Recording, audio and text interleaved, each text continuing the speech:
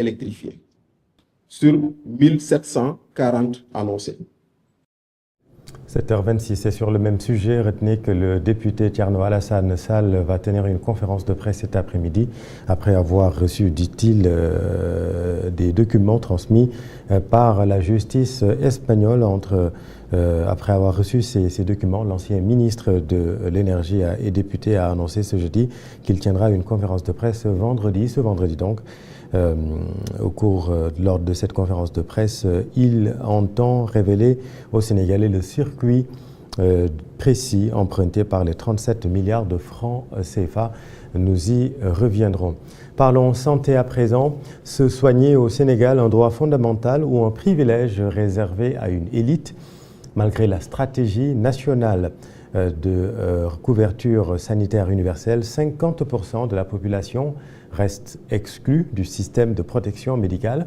Entre la théorie des réformes et la dure réalité des hôpitaux, notre rédaction s'est penchée sur ce parcours du combattant pour les malades les plus vulnérables. Vous allez le voir dans ce reportage de Fatou Bintou Ndour.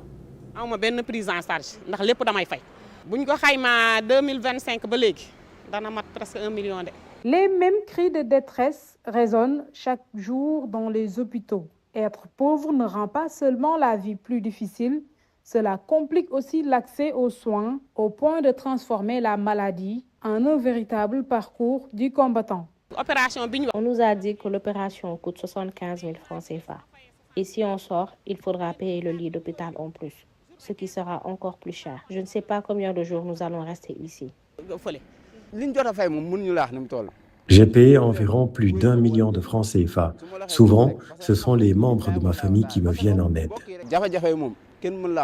Un Sénégalais sur deux ne bénéficie d'aucune couverture maladie effective. Sur le papier, la stratégie nationale de couverture sanitaire universelle vise une protection pour tous. En théorie, les salariés du privé ont leur IPM, les fonctionnaires ont leur imputation budgétaire et le monde de l'informel a ses mutuelles de santé à 3 500 francs par an. Franchement, je n'ai aucune prise en charge pour le moment. Je paye tout de ma poche. Il faut qu'on nous aide. Pour des milliers de Sénégalais, tomber malade ne signifie pas seulement chercher un médecin. Cela veut surtout dire trouver de l'argent et vite. Car même pour ceux qui brandissent une carte de mutuelle de la CMU ou qui espèrent bénéficier de la gratuité du plan Sésame pour les personnes âgées, le soulagement est rarement au rendez-vous.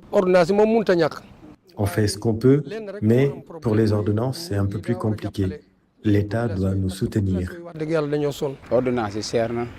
De même que les analyses. Elles sont souvent nombreuses et c'est très difficile de trouver l'argent parce que les laboratoires demandent beaucoup d'argent. Au Sénégal, se soigner reste un privilège pour certains et un combat pour d'autres. La question de l'accès équitable aux soins demeurera une urgence silencieuse au Sénégal, pays où l'urgence médicale est souvent une urgence financière.